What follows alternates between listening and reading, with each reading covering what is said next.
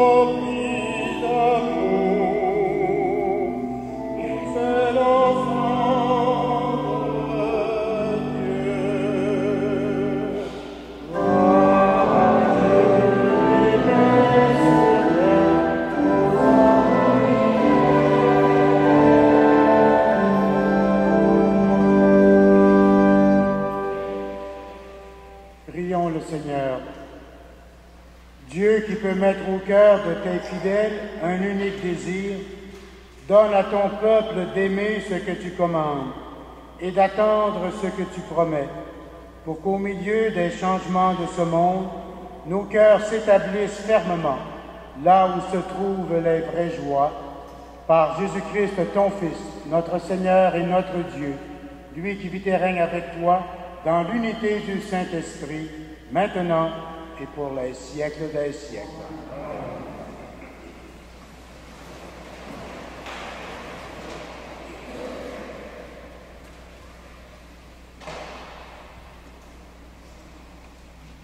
Lecture du livre d'Isaïe.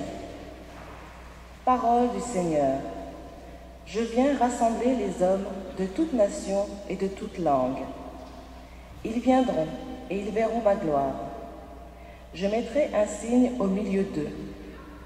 J'enverrai des rescapés de mon peuple vers les nations les plus éloignées, vers les îles lointaines, qui n'ont pas entendu parler de moi et qui n'ont pas vu ma gloire.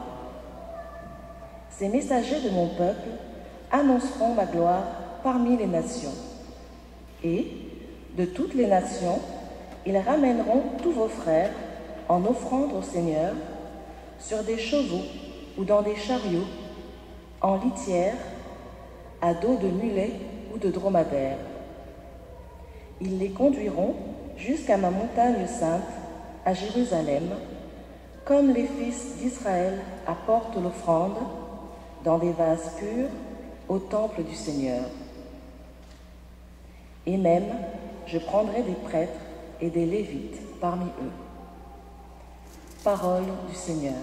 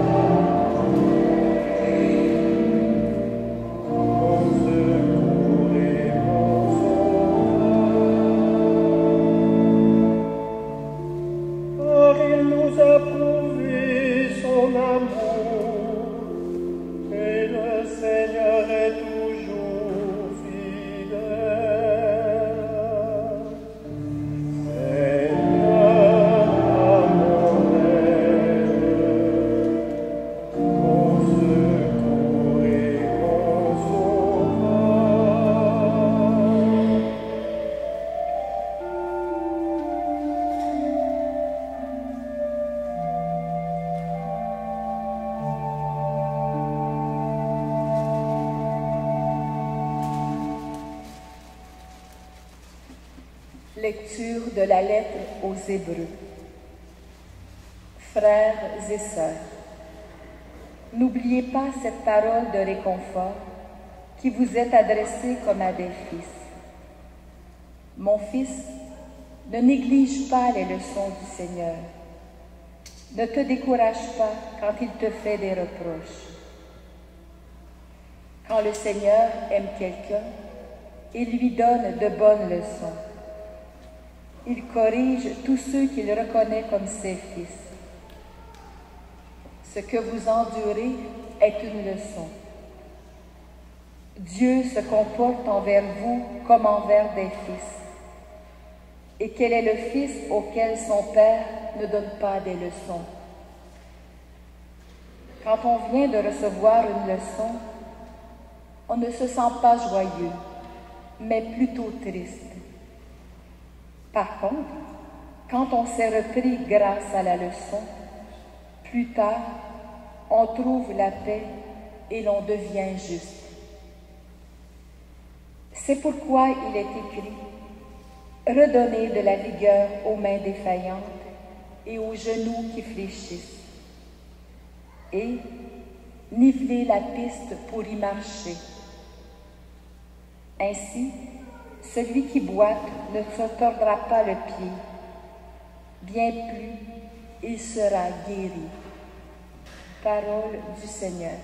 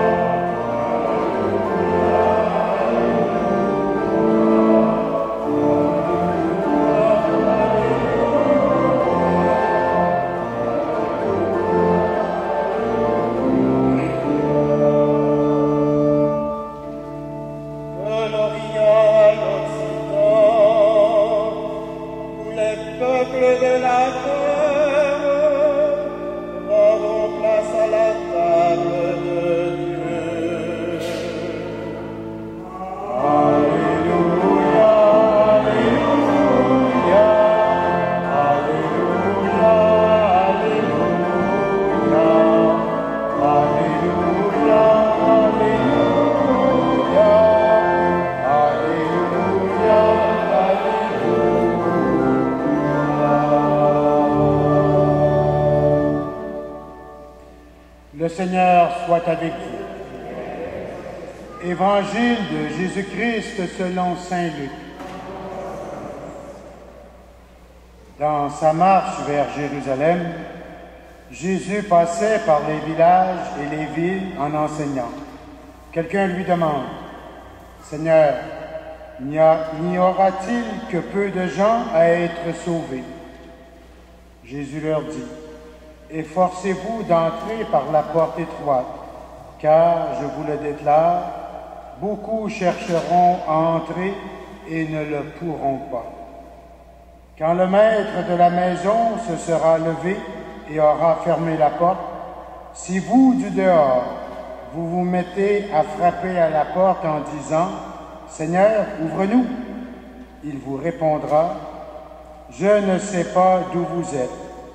Alors vous vous mettrez à dire « Nous avons mangé et bu en ta présence, et tu as enseigné sur nos places. » Il vous répondra « Je ne sais pas d'où vous êtes. Éloignez-vous de moi, vous qui faites le mal. » Il y aura des pleurs et des grincements de dents quand vous verrez Abraham, Isaac et Jacob et tout le prophète dans le royaume de Dieu, et que vous serez jetés dehors.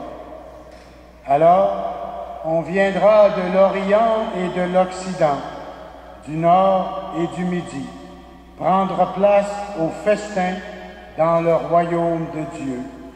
Oui, il y a des derniers qui seront premiers et des premiers qui seront derniers.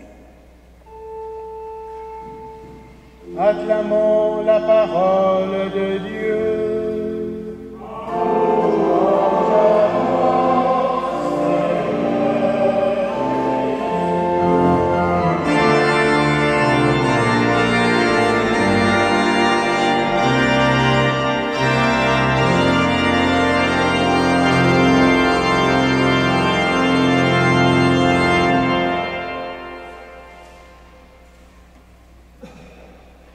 Serons-nous sauvés au terme de notre vie? Irons-nous au ciel? Au moment de notre mort, entrerons-nous dans la vie éternelle et bienheureuse auprès de Dieu? Nos conjoints, nos enfants, nos petits-enfants, nos parents, nos proches seront-ils sauvés? Qu'adviendra-t-il des gens que nous connaissons, de ceux et celles que nous aimons? Il nous arrive de nous poser de semblables questions. Ces préoccupations étaient également les mêmes au temps de la venue de Jésus en notre monde il y a 2000 ans.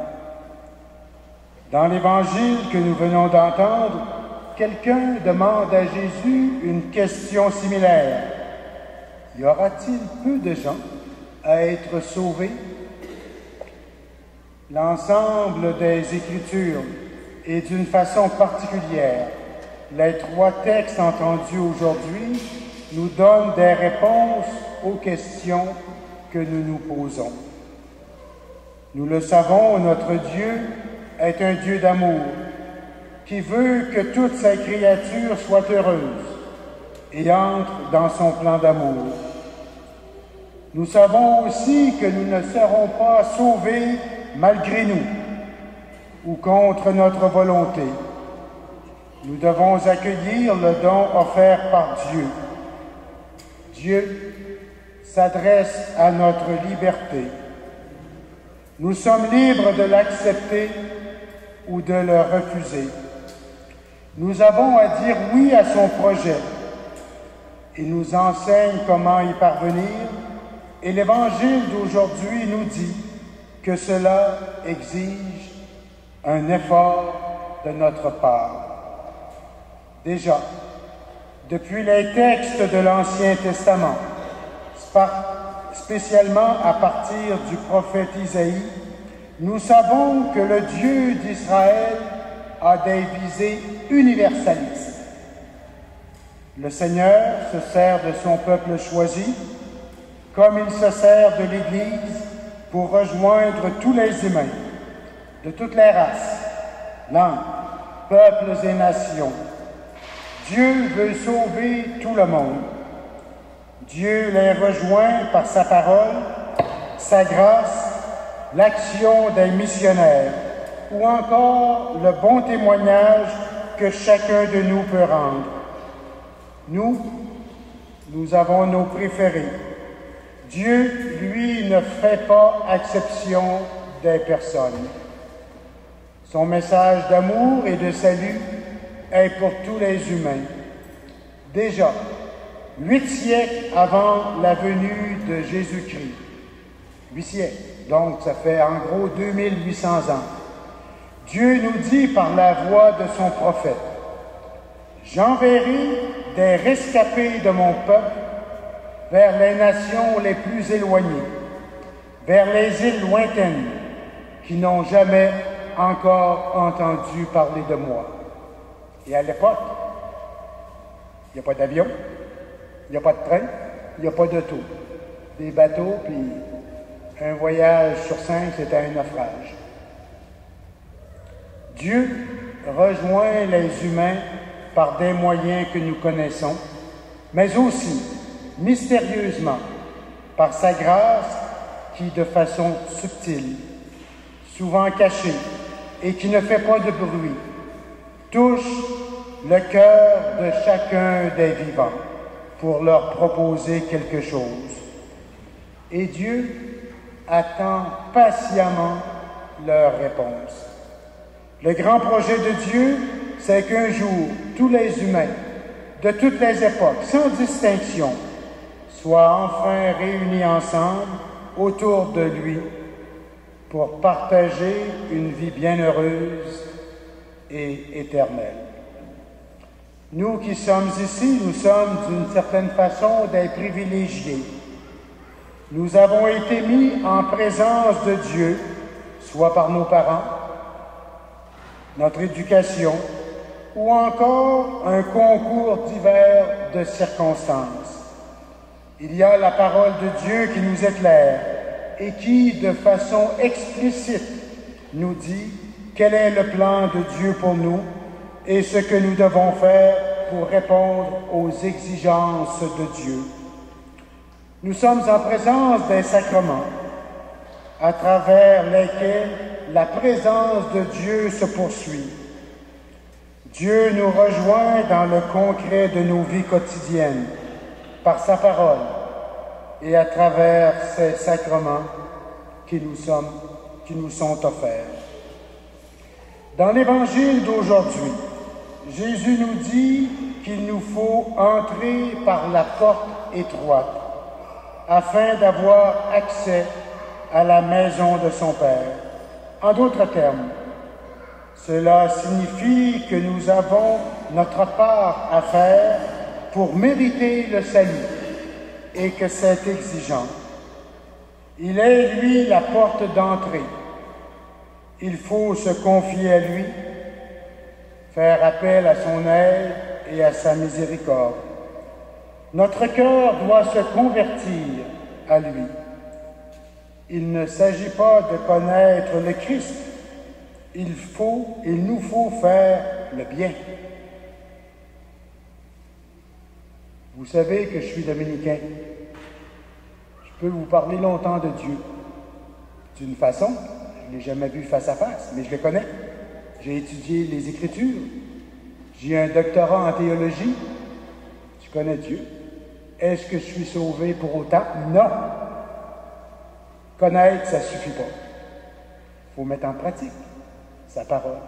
Et rappelez-vous Jésus avec les pharisiens. Les pharisiens, c'est quoi ça? C'est des spécialistes de Dieu. Ils connaissent la parole de Dieu, mais ils peuvent faire des détails, ils savent tout. Et Jésus les traite hypocrites, sépulcres blanchis, etc. Aujourd'hui, l'Évangile nous dit qu'il ne suffit pas de connaître Dieu, il faut faire le bien. Le texte de l'Évangile nous dit même que des gens qui ont connu Jésus, qui ont vécu avec lui, des petits amis, des voisins, qui ont vécu avec lui, diront à Jésus, « Nous avons mangé et bu en ta présence, et tu as enseigné sur nos places. » Et le texte ajoute que Jésus a répondu, « Je ne sais pas d'où vous êtes. Éloignez-vous de moi, vous qui faites le mal. » La réplique de Jésus est sévère. Si la réponse de Jésus est exigeante, c'est qu'il s'adresse à nous en tant que personnes libres. Nous sommes des personnes libres. C'est en tant que personnes libres que nous devons aller vers lui et tendre à suivre ses enseignements. Nous avons donc un effort à faire. Ce n'est pas parce que nous avons été, en principe, proches de Jésus que nous serons sauvés. Pas plus que les Juifs de l'époque de Jésus ne le firent en raison de leur proximité physique du Sauveur. C'est parce que nous aurons été justes, parce que nous aurons fait le bien, parce que nous aurons été charitables et aurons aidé les autres que nous serons sauvés. Jésus ajoute qu'il y a des derniers qui seront premiers et des premiers qui seront derniers. Qu'est-ce à dire? Il me semble que cela veut dire tout d'abord qu'il y aura des surprises, de grandes surprises. Bien des personnes que souvent nous jugeons souvent loin de Dieu et de ses commandements passeront bien avant nous dans la liste des personnes sauvées. Pourquoi? Parce qu'ils auront été meilleurs, plus charitables que nous, malgré leurs limites et leur pauvreté de toutes sortes qui sont les leurs. N'oublions jamais l'ensemble de la parole de Dieu. Quand Jésus dit à un moment donné aux pharisiens, puis ça pour aux spécialistes de la loi, les prostituées et les publicains vous procéderont dans le royaume des cieux. Pensez au bon larron. C'est un criminel, c'est un assassin. Lui, il mérite la crucifixion, la condamnation. Il est à côté de Jésus, il le regarde, met sa confiance en lui et lui dit, « Quand tu seras dans ton paradis, souviens-toi de moi. » Qu'est-ce que Jésus lui dit? « Ce soir même, tu seras avec moi dans le paradis. » C'est nous, on pourrait dire, il y a ce qu'il mérite, qu'il se fasse crucifier puis que ça lui fasse mal en plus. C'est un bandit. Y a-t-il eu une vie pour regretter ses affaires, puis une vie de pénitence? Non, non. Quelques heures avant de mourir, Jésus lui dit, « Ce soir même, tu seras avec moi dans le paradis. » Puissance de Dieu, grande liberté de Dieu, qui n'a pas les mêmes critères que nous. Et c'est un peu, rappelez-vous, je pense, c'est l'évangile de dimanche passé, les ouvriers de la dernière heure. Il y en a qui ont travaillé de 6 heures du matin à 6 heures du soir. Ils ont eu chaud, le soleil leur a tapé sa tête. Ils ont eu la récompense selon laquelle c'est entendu. Il y en a qui ont fait la dernière demi-heure ou la dernière heure, la même récompense. Spontanément, on peut dire, c'est de l'injustice. Il n'y a pas d'injustice. Suprême liberté de Dieu. Il est bien évident que notre seul effort ne nous servirait pas à grand-chose pour obtenir le salut. Nous savons que le salut nous est mérité par le Christ et qu'il nous faut le reconnaître et l'accepter. En d'autres termes, Jésus est la porte par laquelle nous devons passer pour avoir accès auprès du Père. Nous devons tout d'abord mettre en lui notre foi, notre espérance et notre amour. Seuls, nous ne pouvons pas faire grand-chose de bon, surtout pas nous sauver. Mais c'est d'abord en acceptant son aide et ensuite en travaillant de tout son être pour le suivre, l'imiter, observer ses commandements, que nous mettons toutes les chances de notre côté. Le salut, ça peut paraître, quand je me regarde, ça peut paraître inatteignable. Si je mets ma confiance dans le Christ, si j'ai recours à lui pour avoir le pardon des fautes, si je lui demande de venir m'aider, rappelons-nous tout ce qu'il nous a dit. Je suis venu, non pas pour les bien portants, mais pour les malades. Les malades que nous sommes tous. Les malades que je suis, Mettons notre confiance en Dieu et nous mettons toutes les chances. Et elles sont grandes parce que Dieu nous aime et Dieu, notre bonheur, nous avons toutes les chances du salut. Amen.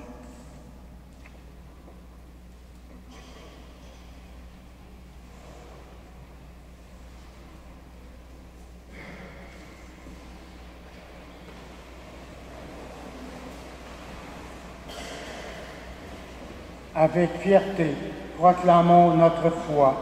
Je crois en Dieu, le Père Tout-Puissant, Créateur du ciel et de la terre, et en Jésus-Christ, son Fils unique, notre Seigneur, qui a été conçu du Saint-Esprit, est né de la Vierge Marie, a souffert sous Ponce Pilate, a été crucifié, est mort et a été enseveli, est descendu aux enfers, le troisième jour est ressuscité des morts, est monté aux cieux, est assis à la droite de Dieu le Père Tout-Puissant, d'où il viendra juger les vivants et les morts.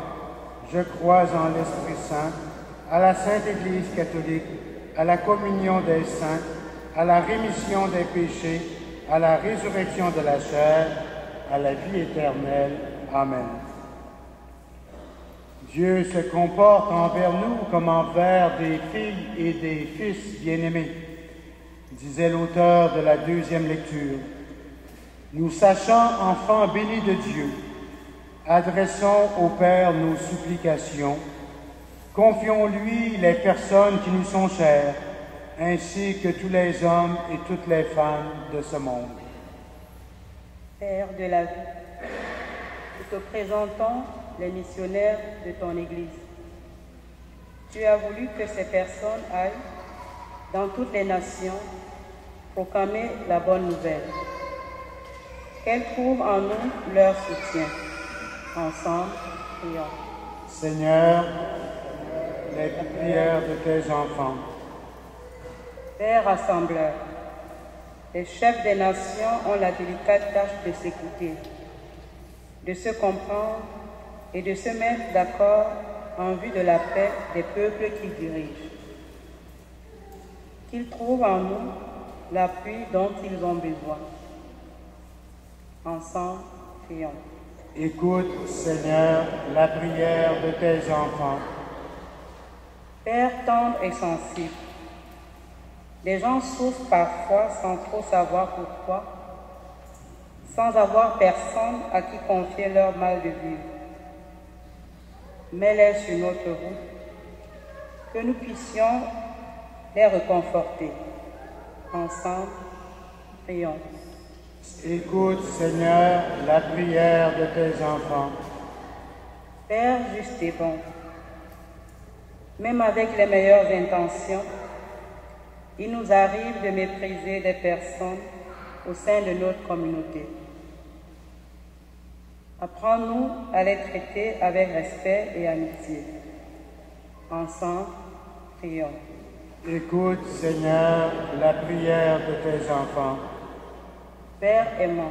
Non.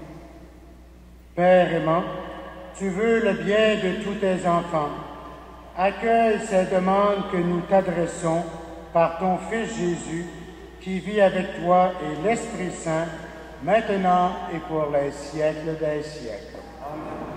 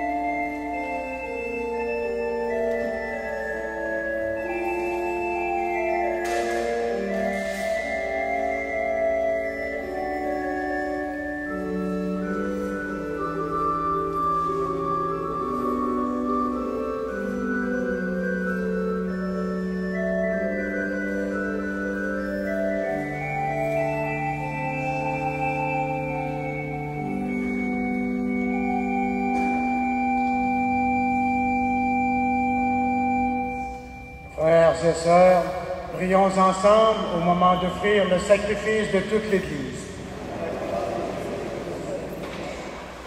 Par l'unique sacrifice de la croix, tu t'es donné, Père très bon, un peuple de fils et de filles. Accorde-nous, dans ton Église, la grâce de l'unité et de la paix, par Jésus-Christ, ton Fils, notre Seigneur et notre Dieu, lui qui vit et règne avec toi, dans l'unité du Saint-Esprit, maintenant et pour les siècles des siècles. Le Seigneur soit avec vous. Élevons notre cœur. Rendons grâce au Seigneur notre Dieu. Vraiment, il est juste et bon de te rendre gloire, de t'offrir notre action de grâce toujours et en tout lieu, à toi, Père très saint, Dieu éternel et tout-puissant. Oui, nous le reconnaissons. Afin de secourir tous les humains, tu mets en œuvre ta puissance et tu te sers de notre condition mortelle pour nous affranchir de la mort. Ainsi, notre existence périssable devient un passage vers le salut par le Christ notre Seigneur. C'est par lui que les anges assemblés devant toi adorent ta gloire. À leur hymne de louange, laisse-nous joindre nos voix pour chanter et proclamer.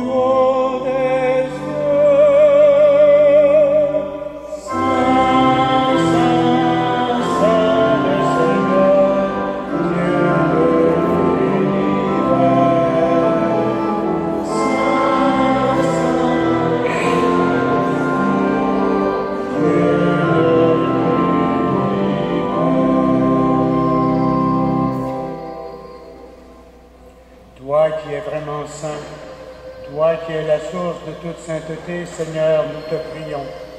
Sanctifie ces offrandes en répandant sur elles ton esprit, qu'elles deviennent pour nous le corps et le sang de Jésus le Christ, notre Seigneur. Au moment d'être livré et d'entrer librement dans sa passion, il prit le pain, il rendit grâce, il le rompit et le donna à ses disciples en disant, « Prenez et mangez-en tous. Ceci est mon corps, livré pour vous. »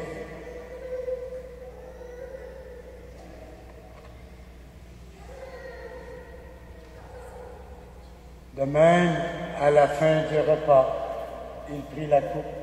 De nouveau, il rendit grâce et la donna à ses disciples en disant, « Prenez et buvez-en tous, car ceci est la coupe de mon sang, le sang de l'alliance nouvelle et éternelle, qui sera versé pour vous et pour la multitude en rémission des péchés.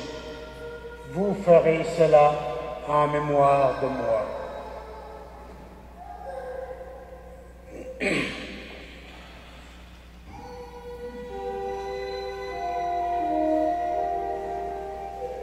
Quand nous mangeons ce pain et buvons à cette coupe, nous célébrons le mystère de la foi.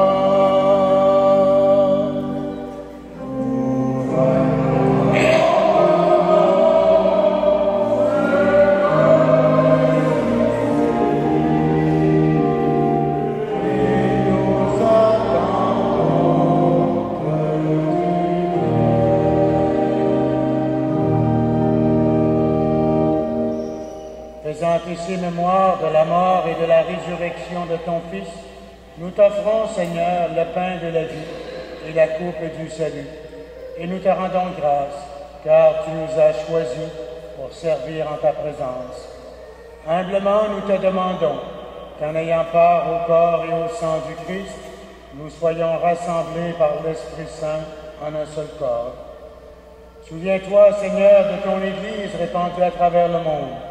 Fais-la grandir dans ta charité avec le pape François, Christian notre évêque et tous ceux et celles qui ont la charge de ton peuple. Souviens-toi aussi de nos frères et de nos sœurs qui se sont endormis dans l'espérance de la résurrection. Nous prions en particulier ce matin pour Damas et Dorina le moine. Nous prions également pour tous ceux et celles qui ont quitté cette vie. Reçois-les dans ta lumière auprès de toi. Sur nous tous enfin, nous implorons ta bonté. Permets qu'avec la Vierge Marie, l'Immaculée Conception, avec les apôtres et les saints de tous les temps qui ont vécu dans ton amitié, nous ayons part à la vie éternelle et que nous chantions ta louange par Jésus-Christ, ton Fils bien-aimé. Par lui, avec lui et en lui, à toi, Dieu le Père Tout-Puissant, dans l'unité du Saint-Esprit, tout honneur et toute gloire pour les siècles des siècles. Avec confiance, nous reprenons la prière que Jésus nous a enseignée. Notre Père, qui es aux cieux, que ton nom soit sanctifié, que ton règne vienne, que ta volonté soit faite sur la terre comme au ciel.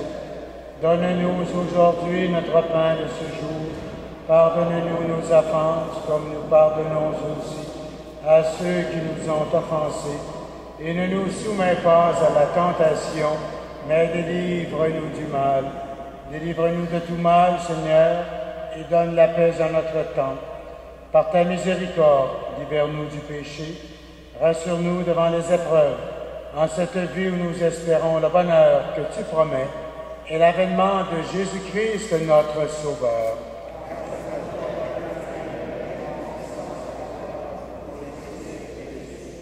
Seigneur Jésus-Christ, tu as dit à tes apôtres, « Je vous donne la paix, je vous laisse ma paix. » Ne regarde pas nos péchés, mais la foi de ton Église. Pour que ta volonté s'accomplisse, donne-lui toujours cette paix et conduis-la vers l'unité parfaite, toi qui vis et règnes pour les siècles des siècles. Que la paix du Seigneur soit toujours avec vous.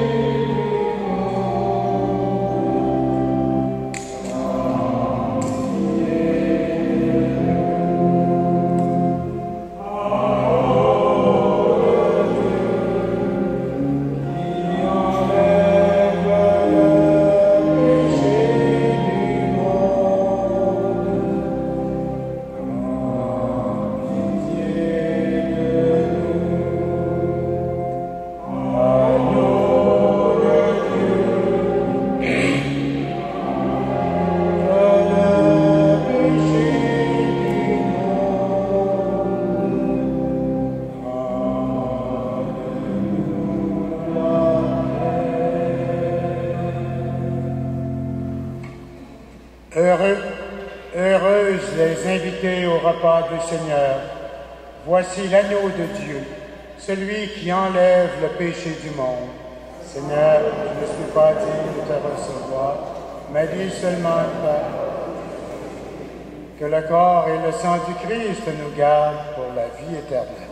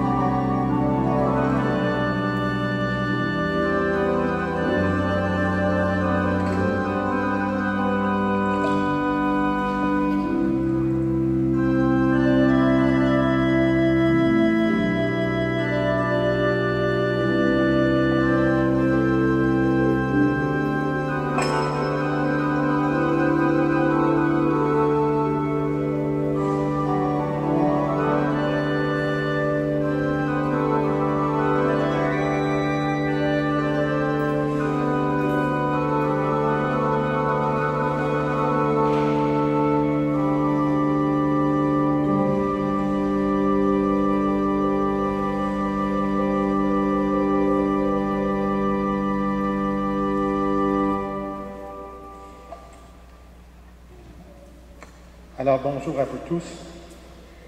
Ça y est, il reste une semaine avant la fête. Alors comme vous le savez, notre cher curé termine son mandat samedi prochain.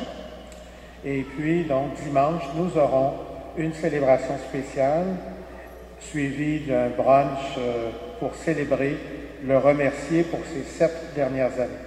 Alors je vous convie tous évidemment à être présents dimanche. Et puis, pour ceux et celles qui aimeraient se procurer des billets pour le brunch, M.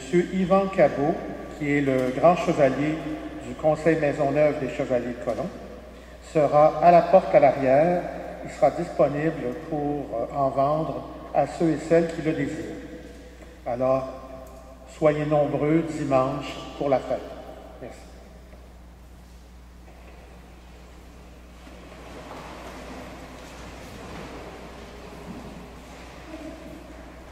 Prions le Seigneur.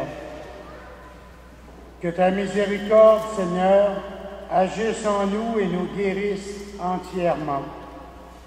Transforme-nous par ta grâce et rends-nous si généreux que nous puissions te plaire en toutes choses, par Jésus-Christ, ton Fils, notre Seigneur et notre Dieu, lui qui vit et règne avec toi dans l'unité du Saint-Esprit, maintenant et pour les siècles des siècles. Amen. Le Seigneur soit avec vous. Que Dieu Tout-Puissant vous bénisse, lui qui est Père, Fils et Esprit Saint. Amen. Bon dimanche, bonne semaine. Allez dans la paix du Christ.